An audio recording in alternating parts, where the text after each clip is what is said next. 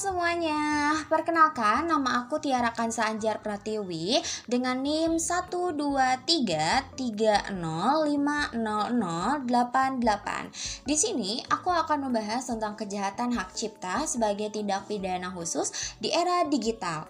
Nah, ini kenapa alasan aku ngambil tema ini, karena dalam perkembangan teknologi saat ini itu sangat mempermudah proses penyalinan dan penyebaran karya cipta. Nah, sehingga kondisi ini tuh berdampak pada maraknya pembajakan film, musik, buku, dan berbagai konten digital lainnya. Sehingga hak cipta itu sering banget dilanggar demi memperoleh keuntungan ekonomi secara tidak sah. Dengan demikian, negara itu perlu menghadirkan perlindungan hukum yang tegas dan juga efektif. Nah, sebelum kita masuk ya, kita tuh harus tahu dulu nih apa itu hak cipta. Secara sederhana, hak cipta adalah hak eksklusif yang dimiliki pencipta atas karya yang dia hasilkan, baik di bidang seni, sastra, maupun ilmu pengetahuan. Hak ini memberi pencipta kendali atas penggunaan hak karyanya, terutama untuk kepentingan ekonomi. Nah, jika terjadi pelanggaran, maka ini akan disebut sebagai kejahatan hak cipta. Kejahatan hak cipta itu apa sih?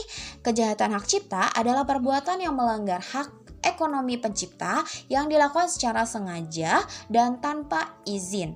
Bentuknya dapat berupa penggandaan, pendistribusian, atau memperjualbelikan karya cipta tanpa persetujuan pencipta atau pemegang haknya. Hal ini itu diatur dalam Undang-Undang Nomor 28 Tahun 2014 tentang Hak Cipta, di mana dalam undang-undang ini juga itu menentukan gitu kan bahwa pelanggaran ini dapat dikenai sanksi pidana atau penjara ataupun denda. Nah, kenapa sih hak cipta itu masuk sebagai tindak pidana khusus? Karena kejahatan hak cipta ini itu tidak terdapat di dalam KUHP, melainkan diatur secara khusus dalam undang-undang tersendiri. Selain itu, perbuatannya itu sangat spesifik dan berkaitan langsung dengan perlindungan kekayaan intelektual.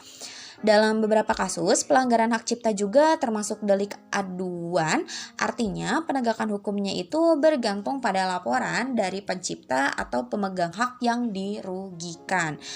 Nah, sehingga tindak pidana ini itu tujuannya itu ya, tujuan pengaturan tindak pidana ini itu dalam hak cipta adalah untuk melindungi pencipta dan pemegang hak, menjaga iklim usaha yang sehat, mendorong pertumbuhan ekonomi kreatif, serta memberi efek jera terhadap pelaku pelanggarnya.